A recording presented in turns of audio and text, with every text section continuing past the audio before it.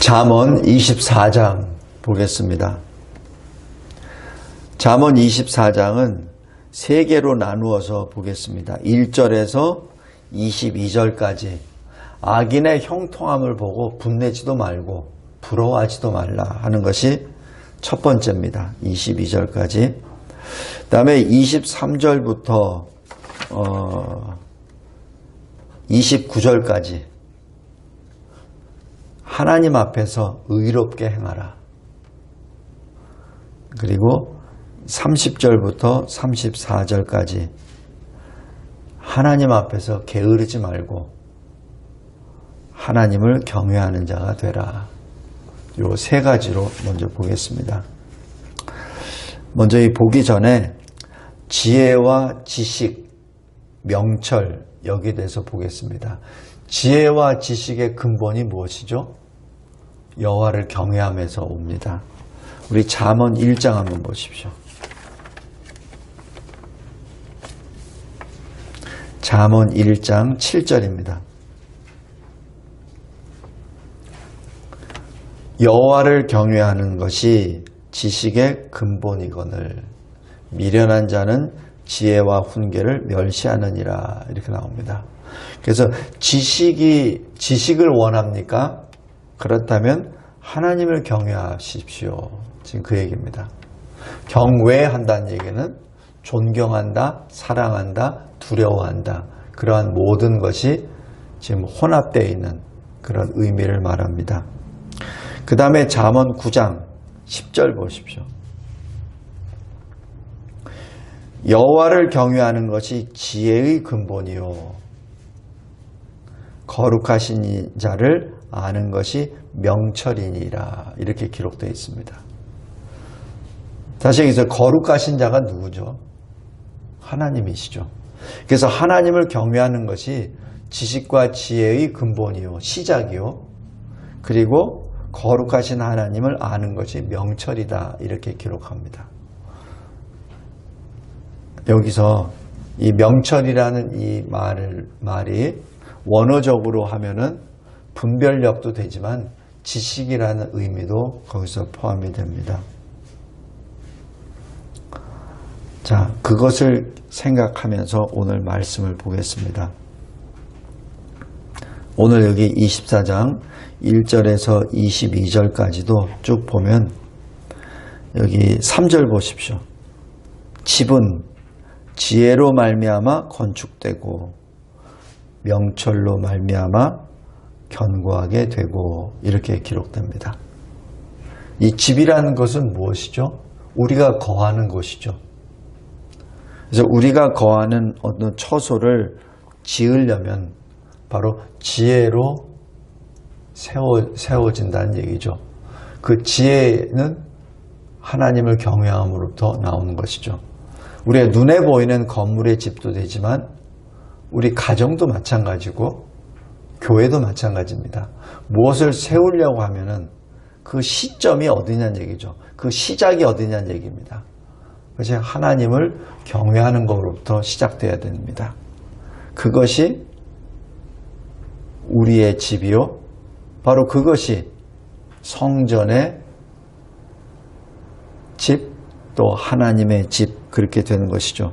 그래서 하나님을 경외함으로 말미암아 세워졌을 때 그리고 그 명철이라고 하는 것은 지식도 되고 분별력도 된다고 했죠.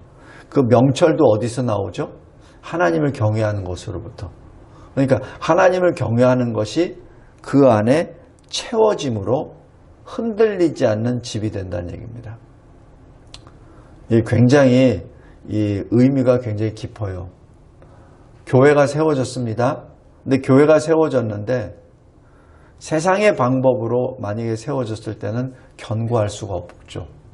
세상의 이 지식으로 만약에 꽉 채워졌다면 그것은 견고해질 수가 없습니다. 하나님의 말씀으로 채워졌을 때 그것은 흔들리지가 않죠. 우리 각자 개인의 신앙도 마찬가지입니다. 우리 각자의 신앙도 하나님의 말씀으로 세워지고 하나님의 말씀으로 채워지지 않을 때는 흔들립니다. 세상의 박해로 인해서 예배를 포기해버리죠. 지난번 코로나19처럼.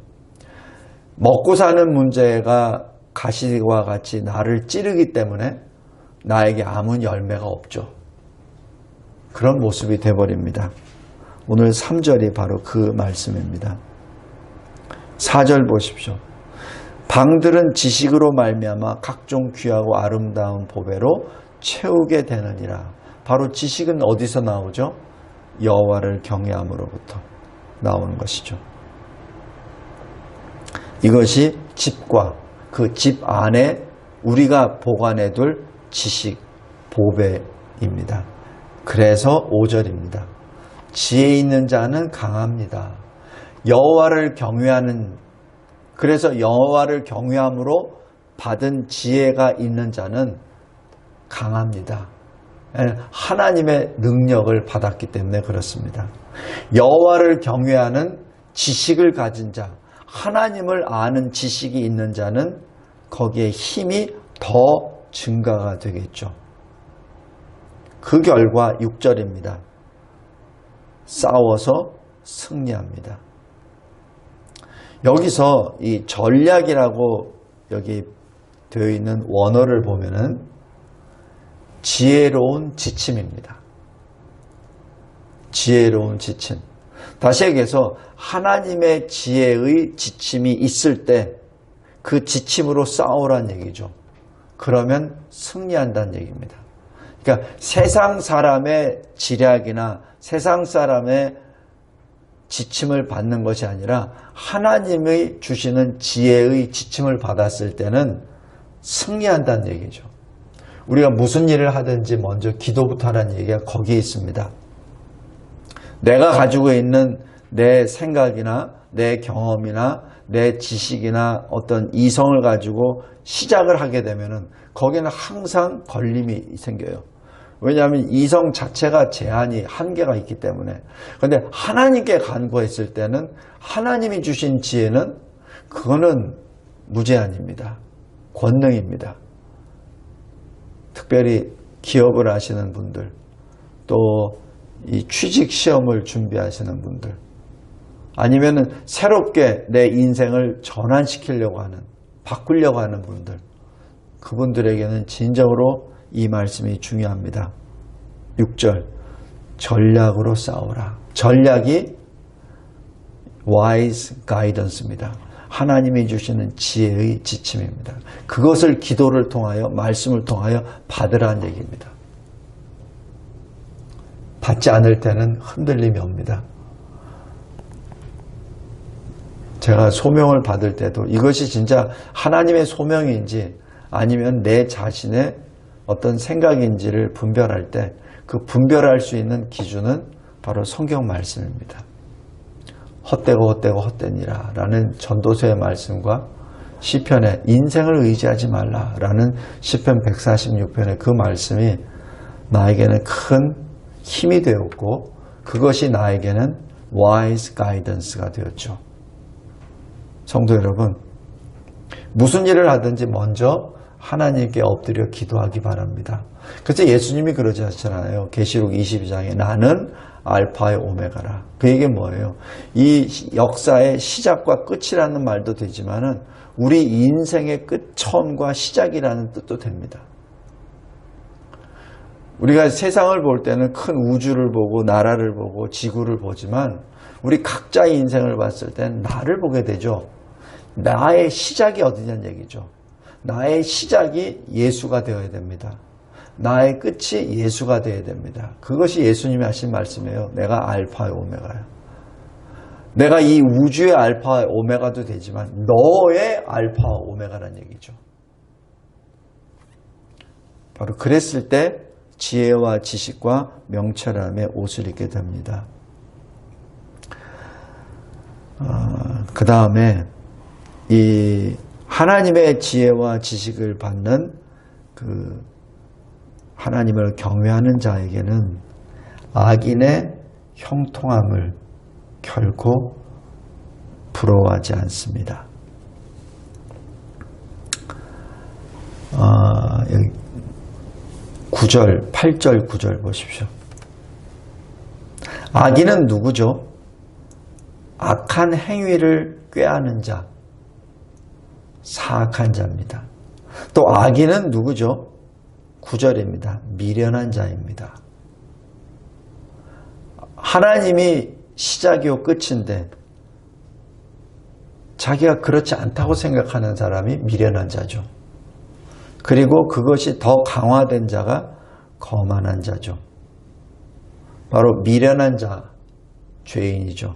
거만한 자, 심지어는 사람에게로부터 미움을 받게 됩니다. 성도 여러분, 이러한 일을 늘 볼 때 늘 하나님 앞에 더 가까이 나아가시 바랍니다. 자, 이제 본론으로 돌아가겠습니다. 첫 번째, 1절에 보십시오. 악인의 형통함을 부러워하지 말라. 그와 함께 있으려고도 하지 말라. 우리 시편 73편 한번 보십시오.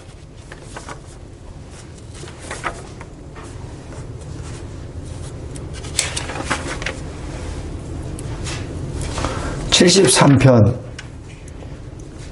2절에 보면 나는 거의 넘어질 뻔하였고 나의 걸음이 미끄러질 뻔하였다. 이렇게 기록합니다. 내가 실족할 뻔했다. 이죠. 거의. 왜?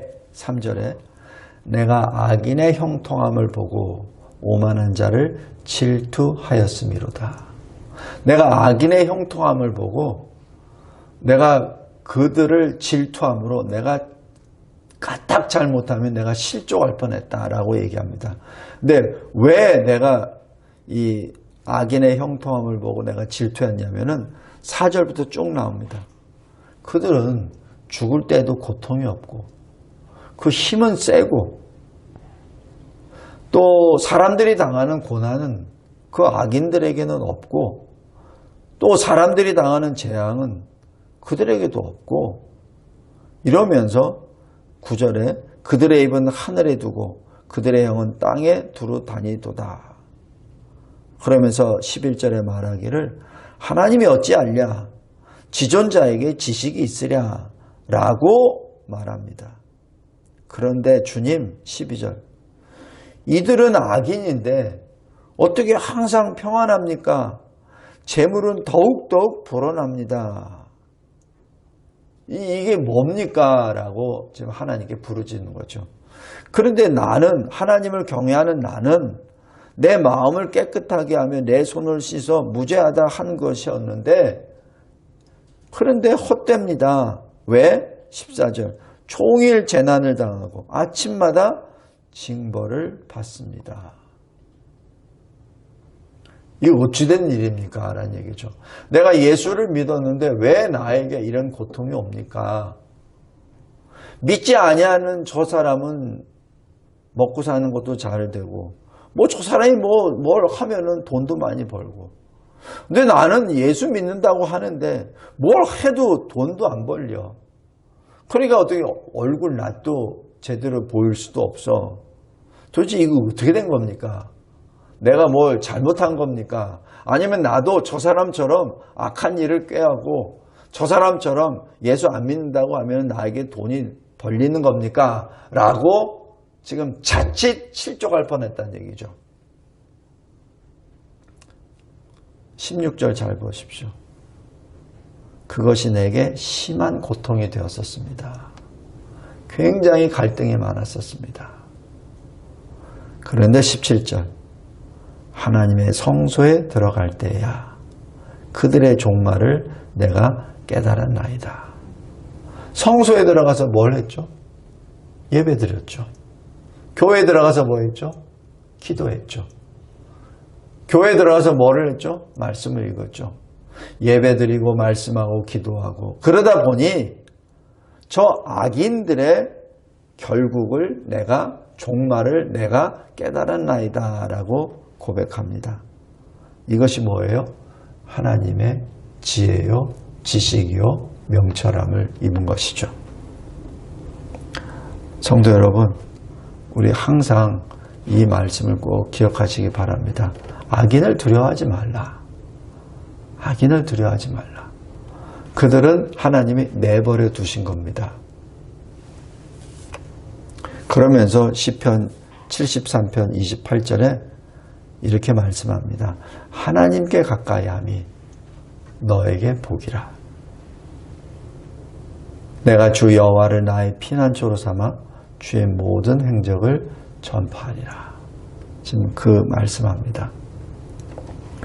우리 이 말씀 늘 생각하면서 다시 여기 잠언 24장으로 돌아가겠습니다. 24장 1절 너는 악인의 형통함을 부러워하지 말라. 그리고 그 악인과 함께 있으려고도 하지 말라라고 말씀합니다. 왜? 2절에 그들의 마음은 강포, 그들의 입술은 재앙 이렇게 말합니다. 그런데 실은 집은 어떻게 지어진다고요? 하나님을 경외하는 지혜로 말미암아 지어지고 그 집에 넣는 여러 가지 이 보석과 보배들은 뭐죠? 하나님을 아는 지식, 바로 하나님을 경외함으로부터 나오는 그 지식으로 말미암아 채워지는 것입니다. 그래서 그 집이 견고하게 세워지는 것이지 악인처럼 하나님이 나를 알랴라고 얘기하면서 악을 하고 하는 자가 결코 견고할 수 없다라는 그 말씀입니다. 하나님의 사람 의인은 항상 12절 보십시오. 내 영혼을 지키시는 이가 나와 함께 계신다. 그 하나님이 나를 보고 계신다. 그 하나님이 행위대로 보응하신다. 라는 것을 내가 알고 있습니다. 그래서 여기 16절 보십시오. 의인은 7번 넘어질지라도 다시 일어납니다. 왜? 7번이라는 것은 횟수의 7번도 되지만 완전수 7번도 됩니다. 세상 사람들은 완전히 이제는 끝났어 라고 생각할 때에도 의인은 일어난다는 것을 의미합니다. 그리고 그 의인은 여기 13절 보십시오. 꿀을 먹습니다. 송이 꿀을 먹으라. 지금 이 꿀을 먹으라는 이 의미는 말씀을 읽고 묵상하고 그것을 소화하라는 얘기입니다. 시편 119편 103절 한번 보죠. 시편 119편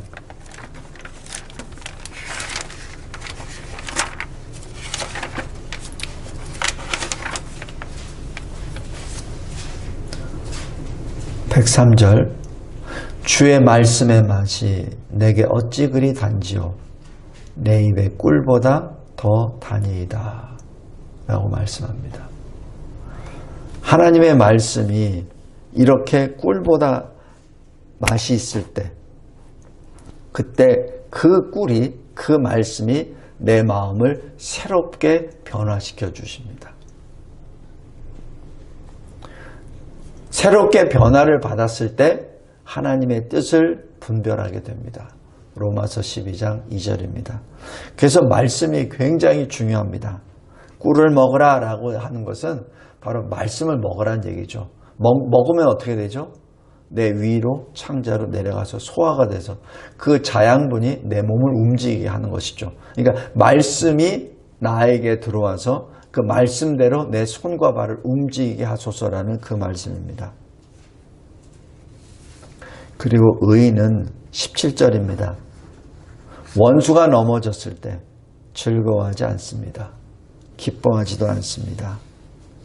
왜냐하면 하나님이 그것을 보시고 기뻐하지 아니하십니다. 18절입니다. 하나님이 왜 내 앞에서 내 원수가 넘어지는 것을 내가 보게 하십니까? 그것은 첫 번째, 그 원수, 그 죄인, 악인을 징계나 아니면은 심판하는 것도 되지만은 동시에 그것이 나에게 경고가 됩니다. 그러므로 원수가 넘어졌다고 해서 손뼉치고 기뻐하는 것이 아니라 그것을 통하여 내가 나에게 주시는 하나님의 경고를 내가 마음에 새겨야만 하는 것이죠.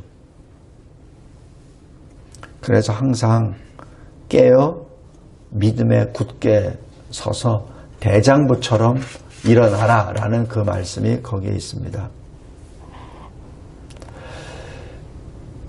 성도 여러분, 이것이 첫 번째 1절에서부터 22절입니다. 악인의 형통함을 부러워하지도 말고, 그리고 그들과 함께 있으려도 하지 말라. 시편 1편 보세요.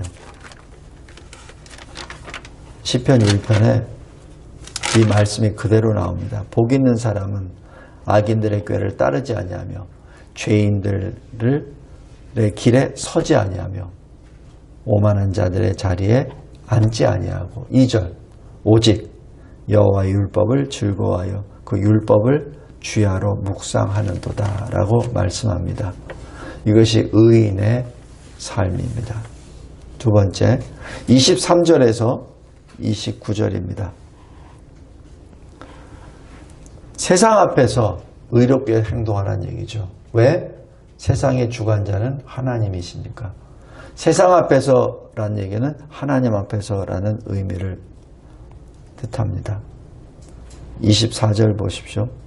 만약에 재판할 때 상대의 낯을 보아 얼굴을 보아 그 재판을 옳지 못하게 한다면, 또 24절 악인에게 옳다라고 말을 하게 되면 백성에게 저주와 미움을 받을 것입니다. 25절 그러므로 불의한 재판에 대하여 책망하는 자가 기쁨을 얻을 것이요 복을 얻을 것이라고 말씀합니다. 26절 정직하게 말한 자, 정직하게 말한 자, 그가 바로 기쁨을 받을 것입니다. 대신에 29절입니다. 혹시 나에게 악인이 어떤 악행을 했다고 해서 그 악인에게 그대로 갚아주려고 하지 말기를 바랍니다. 왜냐하면 그것은 하나님의 일입니다. 우리 로마서 12장 한번 보십시오. 로마서 12장.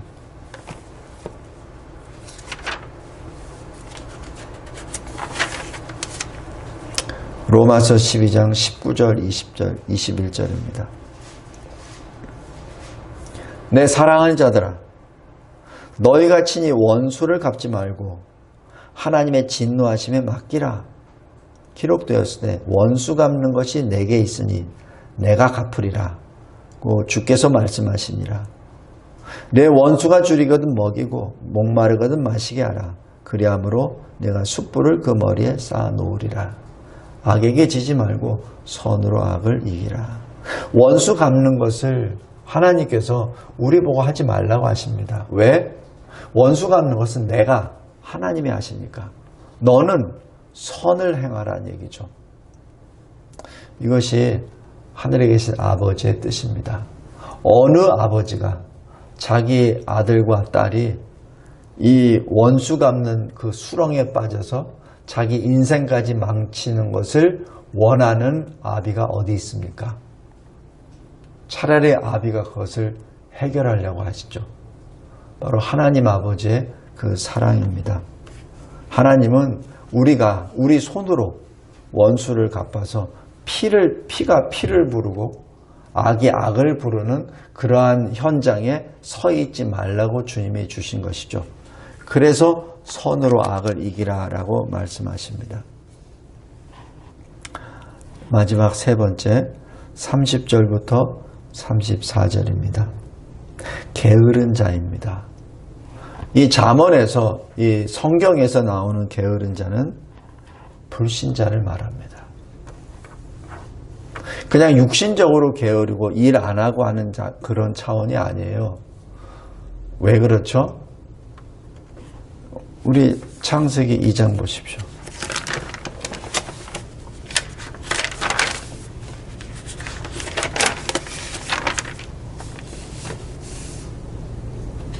창세기 2장 5절.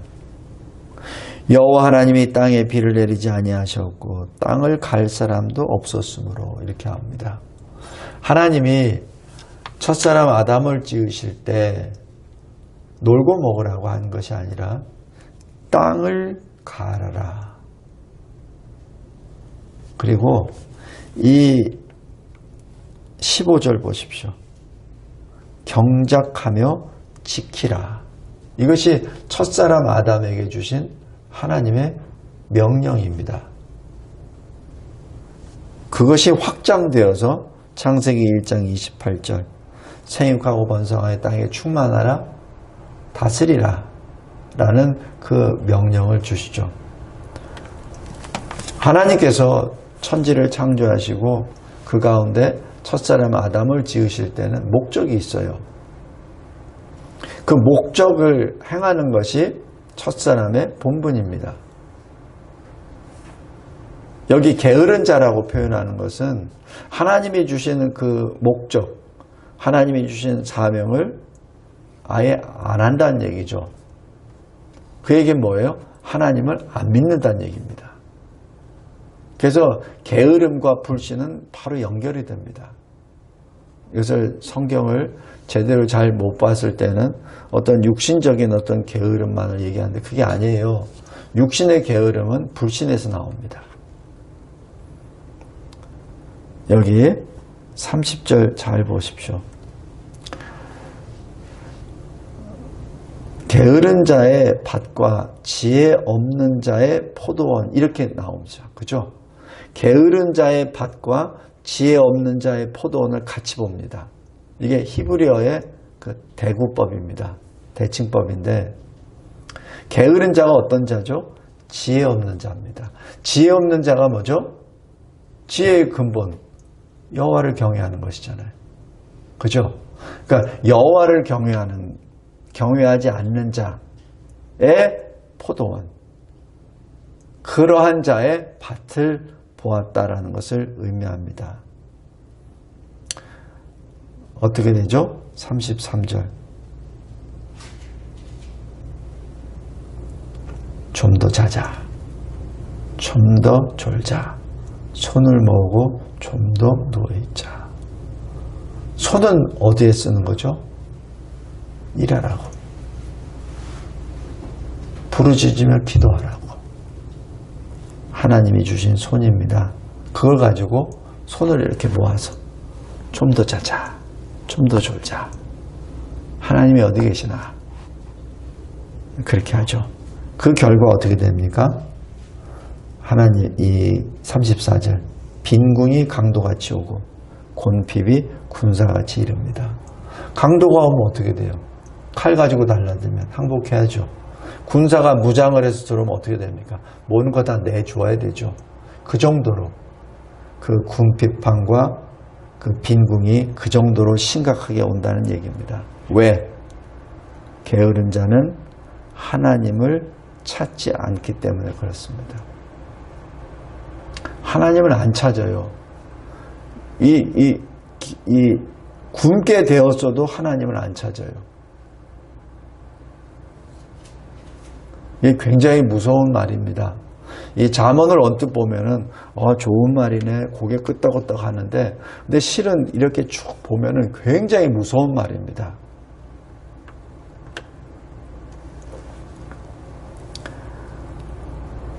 왜냐하면 게으른 자는 자기 스스로 지혜 있다 생각하고 아무것도 하지 않습니다. 이 잠언 26장 보시기 바랍니다. 잠언 26장. 여기서도 게으른 자가 나와요. 13절부터 16절. 게으른 자는 어떤 자죠? 아무것도 안 합니다. 손가락 까딱 안 합니다. 왜? 길에 사자가 있습니다. 거리에 사자가 있다. 이렇게 말만 합니다. 사자가 있으면 뭐예요? 뭐 숨든지 쫓아내든지 뭘 어떻게 해야 되잖아요. 그죠? 근데 게으른 자는 그냥 사자가 있다. 사자가 있다. 이 말만 합니다. 그럼 뭐 하라는 얘기예요. 그죠? 그 다음에 게으른 자는 어떠죠? 14절. 문짝이 돌적이에 따라서 이렇게 왔다 갔다 하듯이 이 사람은 침상에서 왔다 갔다 합니다. 침상을 떠나지 않아요. 15절. 그 손으로 그 손을 그릇에 넣고 이 밥을 떠서 입에다 올리는 것도 힘들다. 이렇게 말합니다. 그리고 16절. 자기가 사리에 맞다. 내가 이거 하는 거는 이럴 수밖에 없어. 당신이 뭘 알아? 내 입장 와봤어? 당신이 알지도 못하지. 내 몸 컨디션이 어떤지도 모르면서 왜 나보고 게으르다 그래? 내 몸은 내가 알지. 이렇게 말하죠. 그래서 보통 사람 7명이 있는 것보다 내가 지혜가 있어 라고 주장을 합니다. 남의 말은 절대 안 듣죠. 절대 안 듣습니다. 이 게으른 자입니다. 예, 잠언 1장 아까 말씀 본 거 다시 보겠습니다.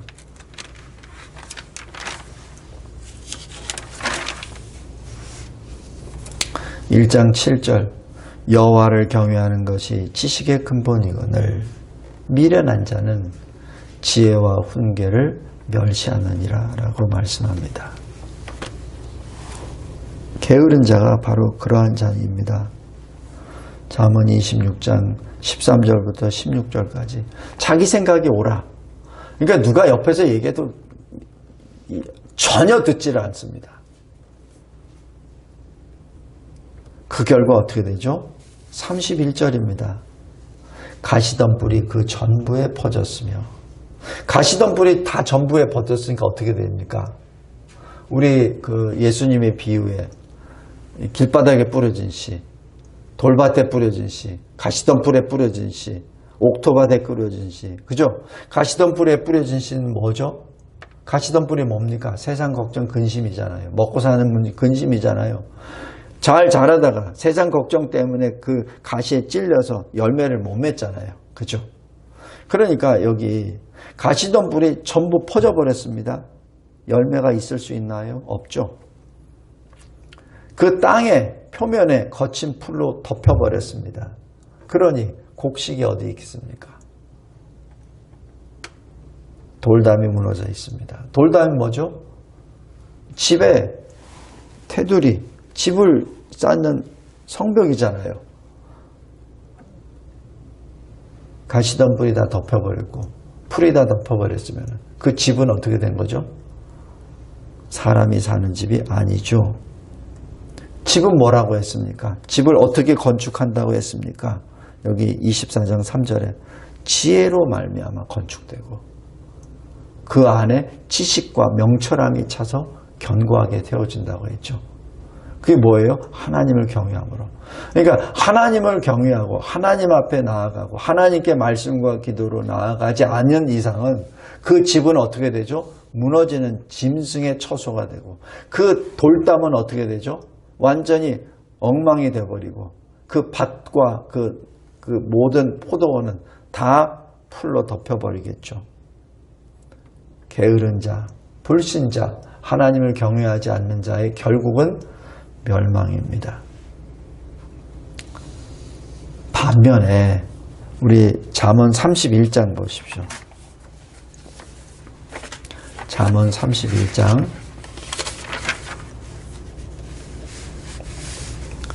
25절. 이 현숙한 아내입니다. 능력과 존귀로 옷을 삼고 입을 열어 지혜를 베풀고 그의 혀로 인애의 법을 말하며 자기의 집안일을 보살피고 게을리 얻은 양식을 먹지 아니하며. 그러니까 공짜로 들어오고 그냥 남이 거저주는 건 안 먹습니다. 즉 그의 자식들은 일어나 감사하며. 왜? 어미가 그렇게 사니까. 그의 남편은 이렇게 칭찬합니다. 덕행 있는 여자가 많으나 당신은 모든 여자보다 뛰어나다. 왜? 고운 것도 거짓되고 아름다운 것도 헛되나 오직 여호와를 경외하는 여자는 칭찬을 받을 것이라. 그리고 31절. 그의 행한 일로 말미암아 성문에서 칭찬을 받으리라. 이 성문이라고 말하는 것은 재판석도 되고 그 다음에 거기에 모든 유지들이 모이는 그 장소, 평판의 장소, 평가의 장소가 됩니다. 성도 여러분, 오늘 여기 잠언 24장, 제가 이제 이 잠언 다 마쳤어요. 근데 쭉 보니까 24장이 빠졌더라고요, 설교가. 그래서 오늘 24장으로 해서 잠언도 끝납니다. 근데 잠언 24장을 계속 묵상하면서 게으르다, 못 산다, 뭐 이런 표현들이 어디에 나오냐면은 하나님의 향한 신앙과 연계가 됩니다. 신앙이 없으면 게을러지고 미련해지고 자기 아집으로 인하여 하나님이 주신 말씀을 받아들이질 않아요. 그러니까 맨날 좀 더 자자. 누가 뭐라 그러면 당신은 날 몰라서 그래. 내가 얼마나 아픈데, 내가 얼마나 괴로운데 당신이 날 알아? 이렇게 나오죠. 잠언. 인간을 세상에서 주는 격언이 아닙니다. 하나님이 주시는 하나님의 말씀입니다. 성령의 감동함을 받은 자가 하나님으로부터 받아 기록된 하나님의 말씀이 이 잠언 24장입니다. 다시 한번 하나님께 알파여 오메가이신 하나님, 이 우주의 처음과 마지막인 하나님, 그리고 내 인생의 시작이요 끝인 나의 하나님, 내가 그 하나님을 경외하고 그 경외함으로 말미암아 하나님이 주신 지혜와 지식과 명철함을 내가 옷 입고 날마다 하나님 앞에 말씀과 기도로 나아가 거룩의 길을 걸어갈 때 하나님이 나에게 주시는 전략, wise guidance, 지혜로운 지침을, 지혜로운 방향을, 지시를 나한테 주셔서 내가 주를 나타내게 하옵소서. 특별히 이 세상을 살면서 고난 가운데 있는 성도들이여, 그 고난 가운데 주님의 얼굴을 배우고 악인의 형통함을 인하여 실족하지 말고 더욱더 주님께 더 가까이 나아감으로 하나님이 우리와 동행하심을 나타내는 저와 여러분의 삶이 되시기를 주 예수 그리스도의 이름으로 기도합니다. 감사하고 감사합니다. 주님이 주신 말씀이 나의 눈을 뜨게 해 주시고 내 마음을 열어주셔서 주님께 더 가까이 나아가고 주님의 기쁨 되는 우리의 삶, 우리의 인생이 되게 하옵소서. 예수 그리스도의 이름으로 기도드리옵나이다. 아멘.